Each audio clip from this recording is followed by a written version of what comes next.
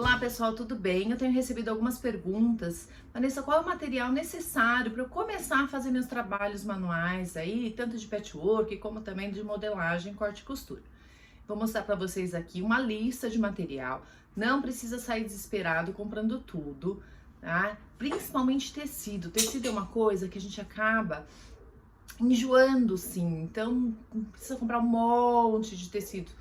Na modelagem corte e costura, eu peço para a pessoa primeiro fazer o molde e ver a quantidade certa do tecido que vai precisar. Porque depois, às vezes, sobra 20 centímetros, a gente fala, não, depois eu uso para outra coisa. É difícil.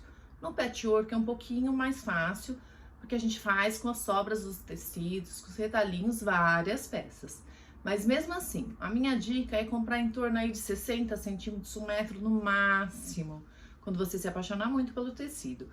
Ou até 30 centímetros, vários tecidinhos de 30, várias composições é melhor, porque a gente acaba realmente, chega uma hora que você enjoa daquilo, você vai ver um outro tecido mais bonito e vai querer. E quando a gente percebe, a gente virou acumuladoras de tecidos e materiais. Então vamos tentar ir devagar, com calma. Se você tá começando, se você já tá aí há um tempo no mercado, já faz essas coisas, você vai ver que você já tem muita coisa, né? Vamos tentar usar o que a gente tem.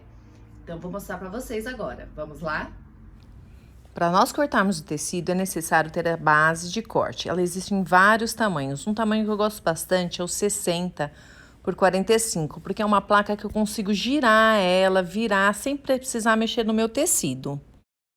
A régua própria para patchwork, essa régua é muito bacana, porque ela já vem dividido aí os centímetros. Isso facilita muito na hora de cortarmos nosso tecido.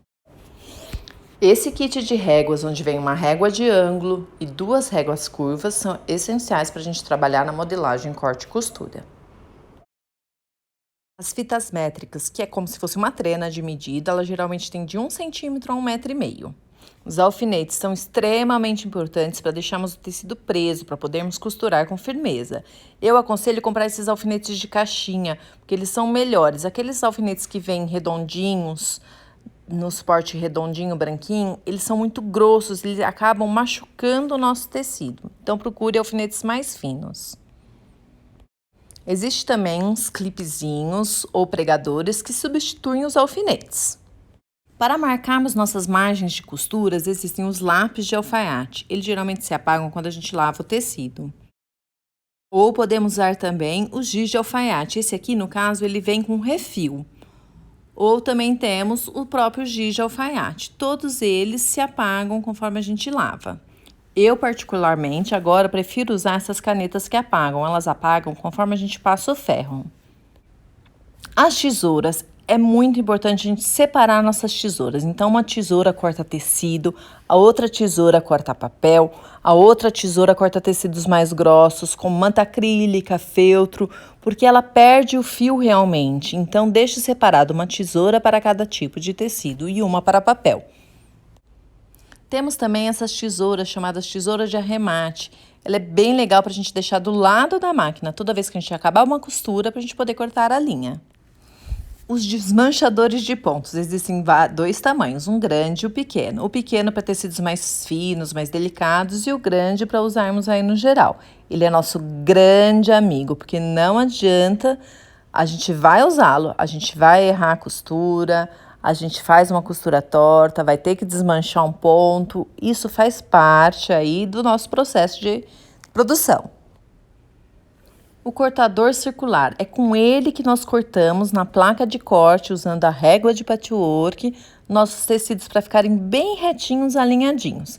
Esse cortador circular, você troca a lâmina, como se fosse o nosso estilete. Ele é bem bacana mesmo e extremamente necessário para a gente cortar os nossos tecidos retinhos. A carretilha é usada muito na modelagem corte e costura, para a gente carbonar em cima da parte que a gente vai fazer a nossa margem de costura. As agulhas de costura à mão. Se você encontrar um kit que tenha vários tamanhos de agulhas, pode comprar, porque para cada tipo de tecido a gente precisa de uma agulha. Se o tecido é muito fino, vai ser uma agulha mais fina. Se o tecido é mais grosso, uma agulha mais grossa. E a gente perde, como a gente perde agulhas. Então, é bem legal a gente ter vários tamanhos.